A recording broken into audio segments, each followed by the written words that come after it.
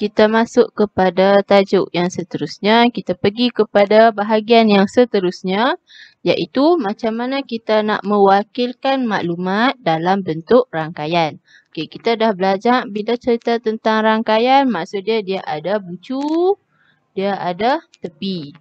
Okey. Dia ada bucu, dia ada tepi. Okey, maksud dia, bila dia suruh kita nak mewakilkan maklumat dalam bentuk rangkaian ni, makna dia akan bagi satu maklumat mungkin dalam bentuk jadual, mungkin dalam bentuk ayat, yang mana kita kena keluarkan maklumat tersebut dan kita kena paparkan maklumat yang diberi dalam bentuk grafik. Grafik tu maksud dia dalam bentuk rangkaian lah.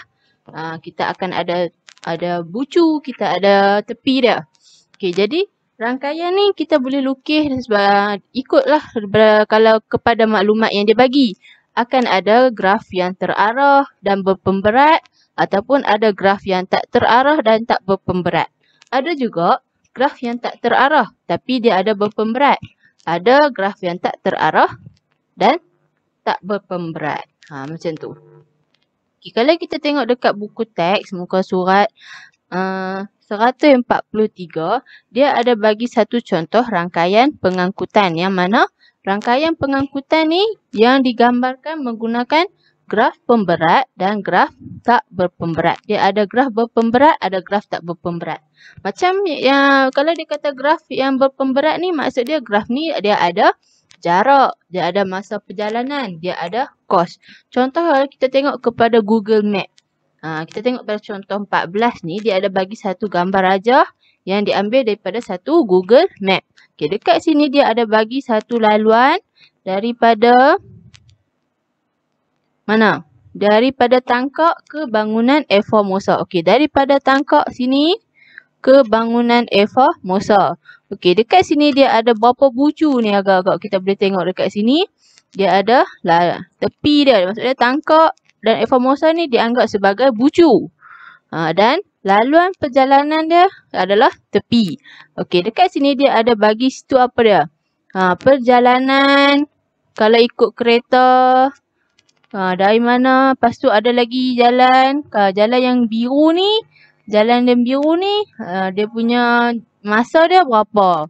Berapa lama? Jarak perjalanan dia berapa? Okey, macam tu juga. Jalan yang kelabu pun sama. Dia ada jarak, dia ada tempoh perjalanan. Dia ada jarak perjalanan. Jadi, dekat sini, tepi dia ada nilai. Ada maklumat yang diberi. So, maksud dia, graf yang dipaparkan dalam Google Map ni, graf berpemberat. Dia tak ada arah. Tak terarah. Sebab dia tak tulis arah kat sini. Ataupun dia nampak ada arah kat sini. Okey, kalau tak ada arah, maksud dia graf terarah. Kalau tak ada arah, maksud dia graf tak terarah. Macam itulah. Bila dia ada nilai pada tepi, maksud dia graf tu graf berpemberat. Okey, itu graf berpemberat. Maksud dia rangkaian kita boleh lukis dalam bentuk graf berpemberat, terarah atau tak terarah, berpemberat ataupun tak berpemberat. Ikut. Kalau kita tengok kepada gambar rajah yang di atas ni, yang ni. Graf ataupun yang ni juga adalah satu bentuk graf. Yang mana dia adalah satu graf berpemberat atau tak berpemberat. Okey, kita boleh tengok dekat sini. Graf dia tak terarah sebab dia tak tunjuk mana-mana arah. Dia mungkin ada pemberat, mungkin tak ada pemberat. Sebab kita tak berapa nampak kat sini. Okey, kalau antum boleh tengok buku teks tak ada masalah. Okey, jadi graf ni graf tak terarah dan bucu dia adalah stesen apa? Stesen kereta api. Dia ada kalau warna ni stesen kereta api apa? Warna ni LRT, warna ni Rapid. Warna ni ada color apa? KLIA Express. Rapid KL. Apa lagi? Banyak. Kalau dekat KL kita boleh nampak banyak stesen ataupun laluan-laluan mengikut jenis kereta api. Macam tu. Jadi kat sini dalam peta stesen ni adalah satu bentuk graf rangkaian. Yang mana graf ni dia tak terarah. Bab bucunya dianggap sebagai dia punya stesen perhentian stesen tu dianggap sebagai bucu dan laluan perjalanan daripada stesen ke stesen dianggap sebagai tepi. Jadi ini adalah salah satu contoh rangkaian pengangkutan. Kemudian kita tengok pula dekat contoh 15. Mana contoh 15? Okey. Contoh 15 dia menunjukkan tentang rangkaian sosial. Yang mana rangkaian sosial ni maksud dia kita ada hubungan di antara orang ni dengan orang ni. Apa hubungan dia? Contoh, seorang orang A ni, apa hubungan dia dengan orang B? Ada mungkin majikan dengan pekerja, mungkin kawan, mungkin adik dengan abang. Itu adalah satu rangkaian sosial. Ataupun mungkin peniaga dan pembeli. Ini adalah satu rangkaian sosial. Itu nama dia rangkaian sosial. Maksud dia ada menghubungkaitkan antara individu sesuatu individu dengan individu yang lain. Okey, macam tu. Ada juga yang boleh jadi A dengan B ni minat benda yang sama. Contoh. Okey. Jadi kita tengok kepada contoh 15. Contoh 15 dia bagi 6 orang murid dan 2 jenis permainan yang diminati. Okey, contoh dia bagi kat sini nama murid Edmund.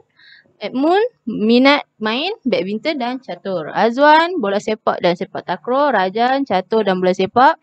Aina catur dan bola jaring. Maria badminton dan bola jaring. Jenny bola jaring dan bola tampar.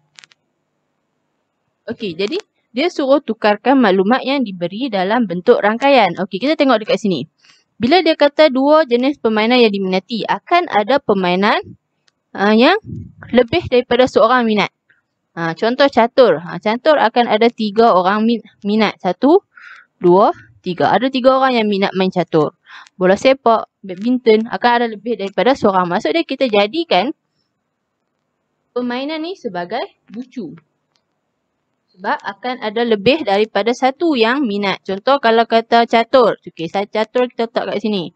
Yang minat siapa? Edmund. So Edmund akan jadi tepi. Lepas tu siapa lagi? Rajan. Rajan. Contoh. Dan Aina. Macam tu lah. Dia akan jadi macam ni.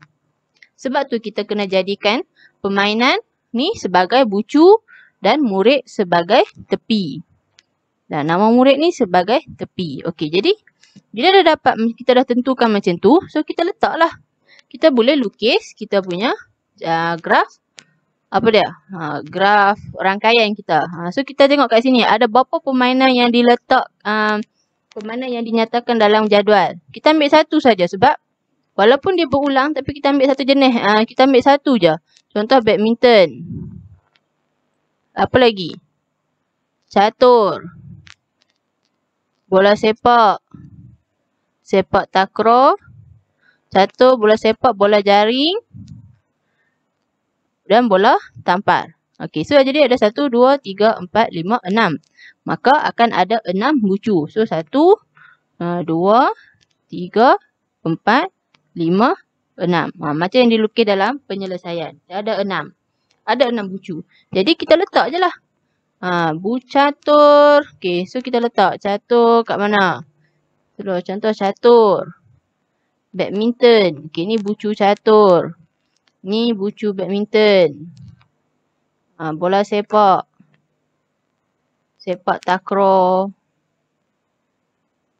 Bola jaring. Dan bola tampar contoh. Kita buat macam tu. Kemudian baru kita tulis, kita lukis kita punya tepi. So Edmund dia minat badminton dengan catur. So kena tulis badminton dengan catur kat sini. Okey, badminton dengan catur. So dia sambungkanlah badminton dengan catur ni Edmund. Okey, lepas tu apa? Azwan dia minat bola sepak dan sepak takraw. Okey, mana bola sepak dan sepak takraw kat sini? So bola sepak kita sambungkan dengan sepak takraw. Kita tulis nama dia dekat tepi iaitu Azwan. Okey, kemudian catur dan bola sepak. Okey, catur dan bola sepak. Dia macam tu. So catur dengan bola sepak. Sini siapa dia? Rajan. Okey. Kemudian Aina. Aina minat catur dan bola jaring. So Kita sambungkan bola jaring dengan catur. Kita tulis kat tepi dia tu Aina. Kemudian siapa? Maria, badminton dan bola jaring. Okay, badminton dan bola jaring. So kita tandakan macam ni. Allah. Terpotong nama Rajan. So Rajan kita tulis tepi sikit tak apa. So bola badminton dan bola jaring. Okay, nama siapa? Maria. Okay, lepas tu Jenny dia minat bola jaring dan bola tampar. So bola jaring dan bola tampar. Kita boleh lukis macam tu. So kita letak Jenny. Jadi kita dah dapatlah satu graf rangkaian. Macam tu. Kita akan dapat satu graf rangkaian. Okay. Boleh lukis bagi elok, tak ada masalah. Macam dalam penyelesaian dia bagi ni. Yang ni Ustazah letak aja. Dia punya bucu ikut dan. Sebab tu dia jadi macam ni. Okey. Jadi macam itulah kita nak kena lukis. Nak lukis satu graf rangkaian melalui maklumat yang dia bagi. Kita kena tengok dulu apa dia punya bucu. Kita tentukan bucu. Yang mana satu bucu, yang mana satu tepi. Lepas tu kita tengok bucu dia ada berapa. Lepas tu baru kita sambungkan dengan tepi yang dia bagi. Maklumat yang dia bagi. Okey. Praktiskan diri 5.1D. Okey. Dekat sini dia bagi nama tempat dan label bucu. Lepas tu dia bagi pengesan bucu dan jarak. Maksud dia bila dia ada jarak dan pengesan bucu. Setiap pasangan bucu dia ada tepi. Tepi dia ada jarak. Bila ada jarak maksud dia graf yang kita buat ni adalah graf berpemberat. Okey, dia kata graf dekat sini tak terarah yang tidak lengkap. Okey, dan soalan 1A dia suruh lengkapkan graf tak terarah dengan berpemberat. Okey, kita tengok. Tengok satu persatu. Okey, dia dah bagi dah pengesan bucu. Cuma kita nak kena labelkan jarak dia sahaja. Okey, dan tambahkan mana yang tak cukup. Okey, kita tengok KS dengan M iaitu kuala sepetang dengan matang. Okey, KS dengan M. Dia tak ada lagi. So kita kena lukis. Macam tu. KM. K dan M. K dan M. So kita tambah K dan M. KS dan M tadi 8 km. So kita tulis 8 km. K dan M 8.4 km. So kita akan tulis 8.4 km. Dan kita selesaikan sampai habis. Bagi semua maklumat yang ada dalam jadual ni ada dekat rajah 1. Macam tu. Lepas tu soalan B. Dia kata lukis satu pokok berpemberat minimum. Macam yang kita dah belajar minggu lepas. Macam mana kita nak lukis satu pokok yang mempunyai pemberat yang minimum. So kita kena perhatikan. Daripada rajah 1 yang dah lengkap, yang kita dah lengkapkan tadi tu. Kita tengok laluan mana yang mempunyai jarak yang paling minimum.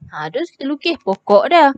So kita akan lukis pokok dia. Dengan keadaan setiap yang dilalui tu hanya sekali sahaja. Dia dah bagi syarat. Dengan keadaan setiap tempat yang hanya dilalui sekali sahaja. Maksud dia bila nak lukis satu pokok mesti dia punya bucu dia tu kita lalu sekali sahaja. Dia tak boleh ulang. Tu maksud dia. Okey, lepas tu carilah nilai berapa jarak minimum pokok yang antum lukis tu. Macam tu lah. Jadi mudah sahaja. Okey, so kita tengok. Macam mana kita nak selesaikan masalah yang melibatkan rangkaian. Okey, bila dia selesaikan masalah, ada lebih daripada satu soalan. Okey, kita tengok. Contoh 16. Contoh 16, dia bagi pilihan pengangkutan awam, anggaran masa perjalanan dan anggaran kos dari Johor Bahru ke Kota Baru. Okey, dia bagi pilihan pengangkutan iaitu bas, kereta api dan kereta.